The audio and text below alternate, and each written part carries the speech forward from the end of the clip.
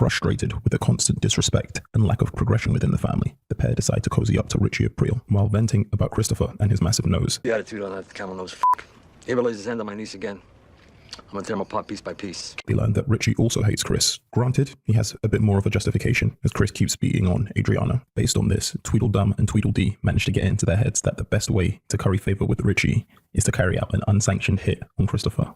Given that they don't have 3 brain cells between them, the attempted hit goes about as well as you can imagine.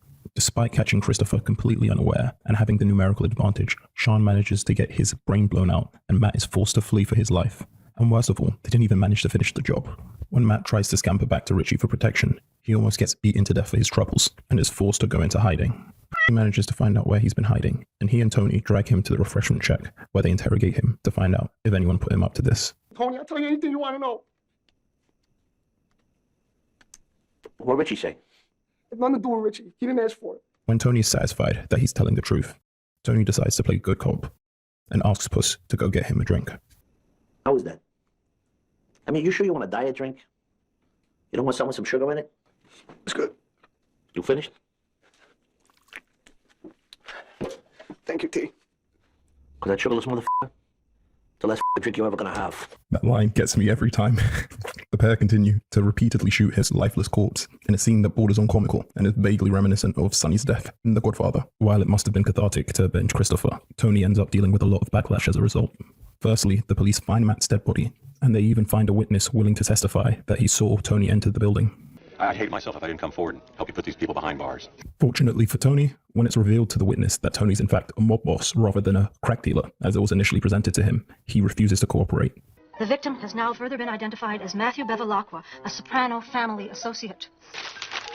Officials close to the investigation are keeping tight-lipped as it may involve a high-ranking mafia member. Oh my God. Where's that detective's number? On the fridge? Lying suckers. I knew it, but you had to be the big man. Tony narrowly manages to escape justice, but even he has to admit that he dodged a massive bullet. The second form of backlash that Tony experiences is the psychological burden of killing Matthew.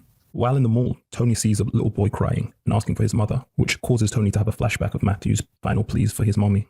God, mommy, please, Tony, please. Later at home, Tony tells Carmela that he wants to spend more time with AJ, whether this is because he wants to play a more active role in AJ's life in order to keep him on the straight and narrow and prevent a premature end like Matt's, or whether it's simply to lessen the burden of the guilt he's been experiencing, is anyone's guess.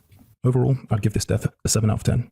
While Matt is a pretty insignificant character in the grand scheme of things, the focus on the aftermath of his death was the real difference maker for me, as I think it's one of the few underexplored topics on the show. With all the murder that goes on, you'd think we see more characters dealing with the psychological fallout of killing someone.